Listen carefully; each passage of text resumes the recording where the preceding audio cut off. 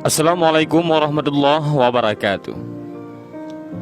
Alkisah, ada seorang konglomerat yang sangat kaya raya menulis surat wasiatnya, yaitu barang siapa yang mau menemaniku selama 40 hari di dalam kubur setelah aku mati, akan aku beri warisan separuh dari harta peninggalanku.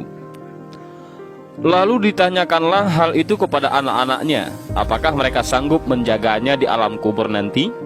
Tapi anak-anaknya menjawab, "Mana mungkin kami sanggup menjaga ayah, karena pada saat itu ayah sudah menjadi mayat." Keesokan harinya dipanggillah semua adik-adiknya, dan beliau kembali bertanya, "Adik-adikku, sanggupkah di antara kalian yang menemaniku di dalam kubur selama 40 hari setelah aku mati nanti? Aku akan memberi setengah dari hartaku." Adik-adiknya pun menjawab, "Apakah engkau sudah gila? Mana mungkin ada orang yang sanggup bersama mayat selama itu dalam tanah?" Lalu dengan sedih konglomerat tadi memanggil ajudannya untuk mengumumkan penawaran istimewanya itu kepada para penduduk. Akhirnya sampai jugalah pada hari di mana konglomerat tersebut kembali ke rahmatullah. Kuburnya dihias megah laksana sebuah peristirahatan termewah dengan semua perlengkapannya. Pada waktu yang hampir bersamaan, seorang tukang kayu yang sangat miskin mendengar pengumuman wasiat tersebut. Lalu tukang kayu tersebut dengan tergesa-gesa segera datang ke rumah konglomerat tersebut untuk memberitahukan kepada ahli waris akan kesanggupannya. Keesokan harinya dikebumikanlah jenazah sang konglomerat. Si tukang kayu pun itu turut ke dalam liang lahat sambil membawa kapaknya. Yang paling berharga dimiliki si tukang kayu hanyalah kapak untuk bekerja mencari nafkahnya. Setelah 7 langkah para pengantar jenazah meninggalkan area pemakaman, datanglah malaikat mungkar dan nangkir ke dalam kubur tersebut. Si tukang kayu menyadari siapa yang datang. Ia segera agak menjauh dari mayat konglomerat.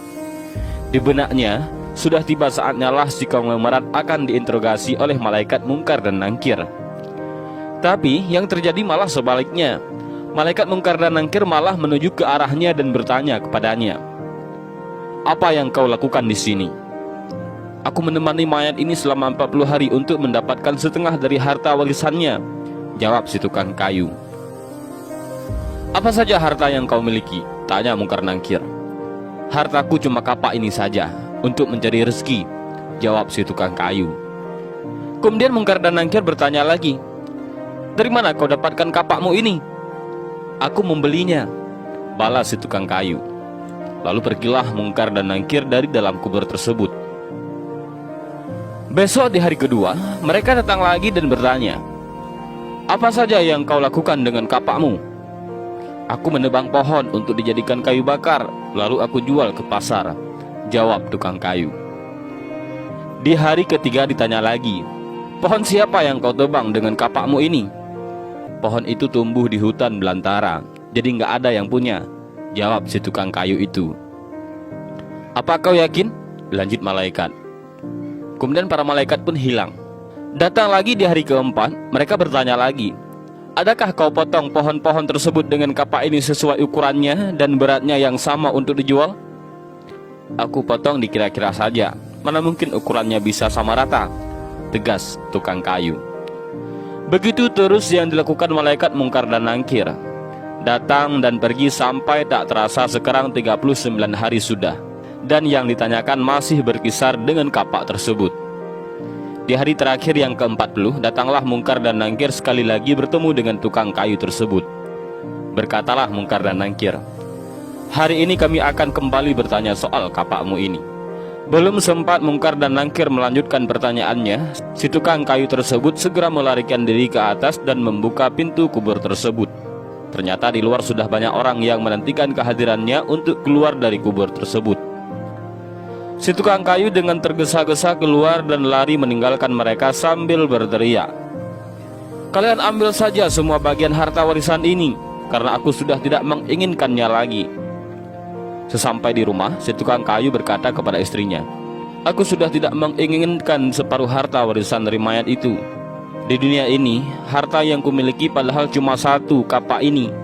Tapi malaikat mungkar dan nangkir selama 40 hari yang mereka tanyakan dan persoalkan masih saja di seputar kapak ini. Bagaimana jadinya kalau hartaku begitu banyak? Entah berapa lama dan bagaimana aku menjawab."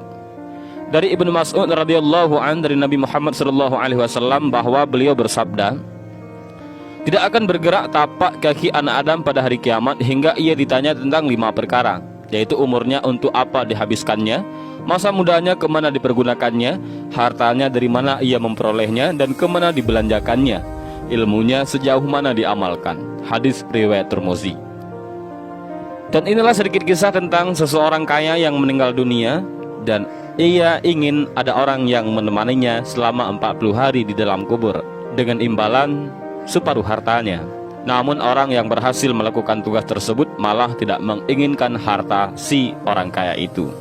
Dan mudah-mudahan kisah singkat ini bermanfaat bagi kita semua. Amin ya rabbal alamin. Wallahu a'lam bishawab. Assalamualaikum warahmatullahi wabarakatuh.